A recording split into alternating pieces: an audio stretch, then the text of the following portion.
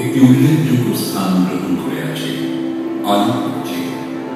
British শাসনের পরাধীনতা থেকে সমাজকে মুক্ত করার প্রয়াসে সক্রিয়ভাবে ব্রতী হওয়া অপরাধে বহু বিপ্লবী এখানে কারারুদ্ধ হন, বহু বিপ্লবীকে এখানে ফাঁসি দেওয়া হয়। বিদেশ থেকে পড়াশোনা করে ভারতে ফিরে অরবিন্দ ঘোষ ভারতের স্বাধীনতা সংগ্রামকে ঘনিষ্ঠভাবে জেনেছিলেন, বুঝেছিলেন। বহু পরিকল্পনা রচনা করেছিলেন। তিনি এবং তার ভাই বারীন্দ্রনাথ ঘোষ বিপ্লবের শিখাকে তীব্র করার জন্য গঠন করেছিলেন অনুশীলন সমাজ।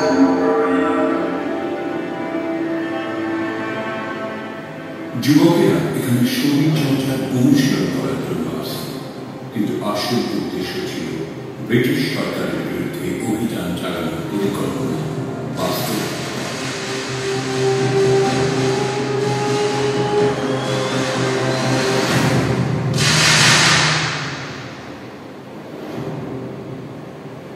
সেই সময় অরবিন্দ ঘোষ ও তাঁর ভাই বারীন্দ্র ঘোষের নেতৃত্বে সাপ্তাহিক পত্রিকা যুগান্তর প্রকাশিত।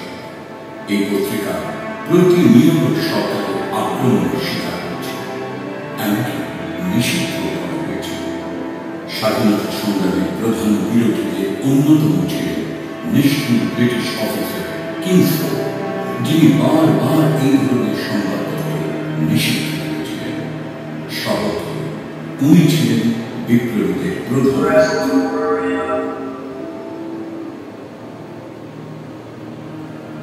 দুই বিপ্লবী ক্ষুদিরাম বোস এবং প্রফুল্ল চাকী কিংসফোর্ডকে বোমা মেরে উড়িয়ে দেওয়ার চেষ্টা করেছিলেন, কিন্তু তারা ব্যর্থ হন।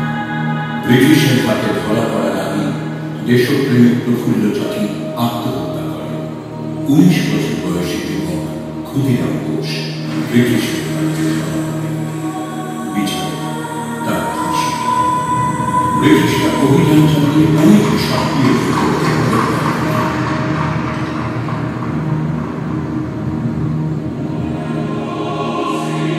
1908 সালের 2 32 নম্বর মুরারিপুকুর রোডে অভিযান চালিয়ে 14 জন সাহসী দেশপ্রেমীকে গ্রেপ্তার করা হয়। তাদের বিরুদ্ধে রুজু করা হয় মানিকতলা বোমা ষড়যন্ত্র মামলা। আজ আপনি যেখানে বসে আছেন, এখানে 30 জন সাহসী বিপ্লবীরা কারাগারের চার দেয়ালে থাকতে পারে, কিন্তু দেয়াল কখনো বিপ্লবকে থামাতে পারে। বিপ্লব ঝড়ের মতো ছড়িয়ে পড়েছিল চারিদিকে।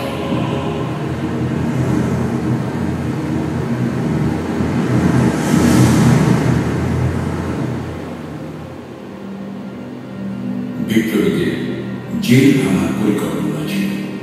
এই উপলক্ষে কারাগারের মানচিত্র তৈরি করা হয়েছিল। 23 নম্বর ওয়ার্ডে উত্তরের প্রাচীরে একটি পাটের গুদাম এবং রান্নাঘর ছিল। উত্তরের প্রাচীর থেকে বন্দীদের যাওয়ার পথ পরিষ্কার প্রস্তাব ছিল, যেখান থেকে সহজে পালানো সম্ভব। গুপ্ত এজেন্সি দ্বারা গোপনে বালিশে লুকিয়ে রাখা 7টি পিস্তল, দড়ির মণি এবং বোমা তৈরির উপকরণ কারাগারে পাঠানোর প্রস্তুতি নেওয়া হল। অরবিন্দ এবং বারীন্দ্র ঘোষ প্রায় 30 জন বিপ্লবী ছিলেন এই জেলে। হঠাৎ খবর এল নরেন্দ্রনাথ ঘোষ ব্রিটিশ সরকারের রাজসাক্ষী হয়েছে। সমস্ত পরিকল্পনা তিনি ব্রিটিশকে জানাবেন। আন্দোলনের জন্য এটি একটি অত্যন্ত বিপজ্জনক বিষয়।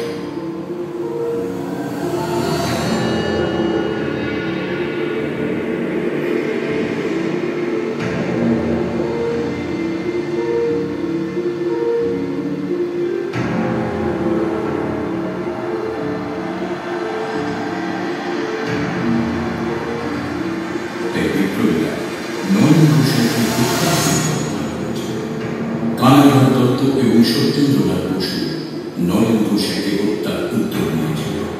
পিস্তল আনা হয়েছিল যে কানাইলাল এবং সত্যেন্দ্র সরকারি সাক্ষী হওয়ার ইচ্ছা প্রকাশ করলেন, কিন্তু শর্ত দিল তার আগে তারা একবার নরেন ঘোষের সঙ্গে দেখা করবেন।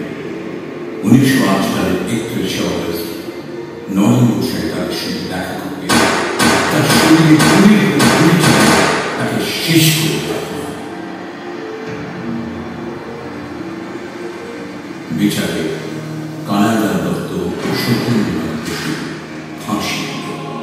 দুজনের বিপ্লবের চেতনা ছিল এতই প্রবল যে এই দুঃসাহসী বিপ্লবীদের মুখে একটি শব্দ আসে। তারা হাসতে হাসতে আলিঙ্গন করেছিলেন মৃত্যুকে।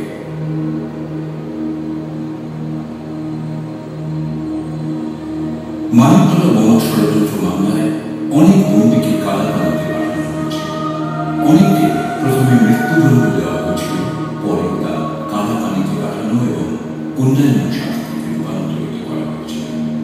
অরবিন্দ ঘোষের মামলা লড়েছিলেন প্রখ্যাত আইনজীবী চিত্তরঞ্জন দাস।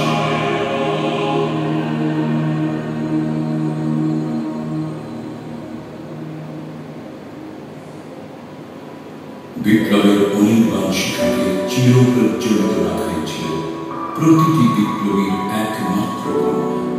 এই কামনা চরিতার্থ করতে যে কোনো শাস্তি তারা মাথা পেতে নিতে একটু পিছু সেই আত্মত্যাগের সাক্ষ্য বহন করে আছে আলিপুর জেলের প্রতিটি দেহ।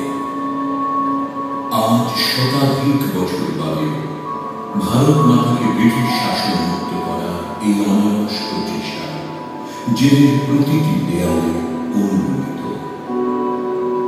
গোটা ভারতবাসীর কাছে তার চিরকাল প্রণম্য